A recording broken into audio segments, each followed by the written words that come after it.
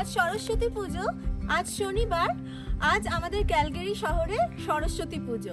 আপনারা তো জানেনই কানাডাতে যে কোনো পুজো পার্বণ উইকেন্ডগুলোতে আমরা করি, যেহেতু উইকডেজে সবার অফিস থাকে। তো আজকে বাইরেটা আপনারা জাস্ট দেখুন, মানে প্রচণ্ড বরফ পড়েছে, সারা রাত স্নোফল হয়েছে। তো এই ভয়ঙ্কর ঠান্ডার মধ্যে আমরা শাড়ি টাড়ি পরে রেডি হয়ে গেছি। সরস্বতী পুজো মানে তো শাড়ি পরতেই হবে। আর আজকে টেম্পারেচার হচ্ছে -16।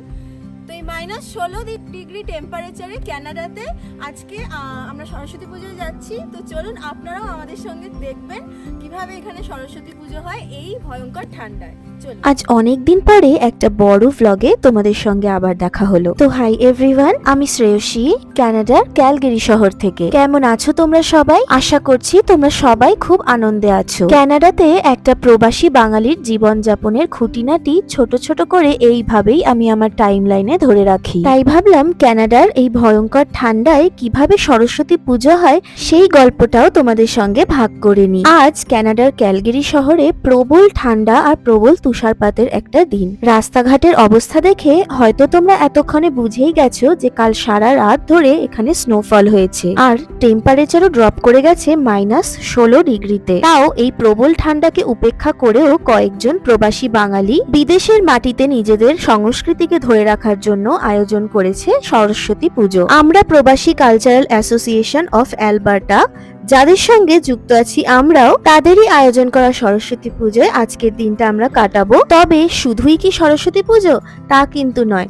সরস্বতী পুজো বলতে কলকাতায় আমরা যা যা বুঝি, মানে মণ্ডপ সাজানো, ঠাকুর আনা, আগের দিন রাত থেকে ভোগের প্রিপারেশন করা, সবাই মিলে একসঙ্গে খাওয়া দাওয়া, হই হুল্লোড়, আর সবশেষে কালচারাল ফাংশনও থাকছে। তাই পুরো ব্লগটাই কিন্তু থেকো আমার সঙ্গে। কানাডাতে যে কোনো অনুষ্ঠান বা পুজো কমিউনিটি হলের ভিতরে হয়। তো আমরা এসে পড়েছি সেই কমিউনিটি হলে যেখানে আজকে সরস্বতী পুজোর আয়োজন করা হয়েছে। প্রথমেই তোমাদের আগে ঠাকুরটা দেখিয়ে দিই, আর সাথে দেখাই এই অসাধারণ ডেকোরেশনটা। আর এই যে অসাধারণ ডেকোরেশনটা দেখতে পাচ্ছ, এটা কিন্তু আমাদের ডেকোরেশন টিমের মেম্বারদের নিজের হাতে করা। আগের দিন রাত জেগে বসে এই সমস্ত আয়োজন তারা করে রেখেছে। তো যাই হোক, ঠাকুর দেখা তো হলো, তবে এই যে এত সুন্দর করে সবাই সেজে গুজে শাড়ি পরে এসেছি, সেইটার আসল উদ্দেশ্যটাই হলো এই হাজার হাজার ফটো তোলা। আসলে প্রবাসে আমরা এরকম শাড়ি পরে সাজুগুজু করার সুযোগ খুব একটা পাই না, তাই সুযোগ পেলে আর সেটাকে হাতছাড়া করি না।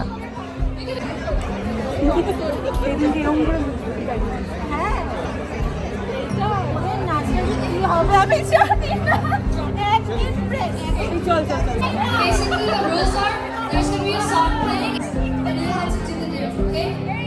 So everyone ready?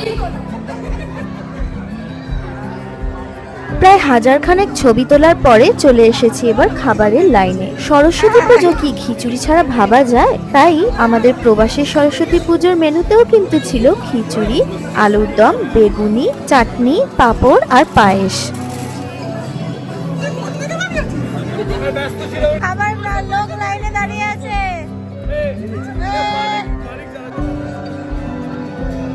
ভালো আছো? ভালো আছো?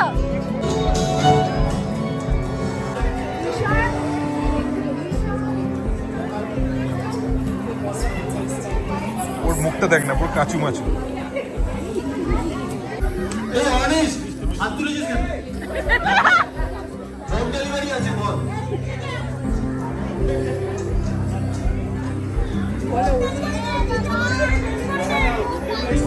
সবার খাওয়া দাওয়া শেষ হয়ে গেলে রয়েছে একটা সুন্দর কালচারাল প্রোগ্রাম, যেখানে পার্টিসিপেট করবে ছোট থেকে বড় সবাই। সেটারই কিছু ঝলক তোমাদের সঙ্গে শেয়ার করলাম।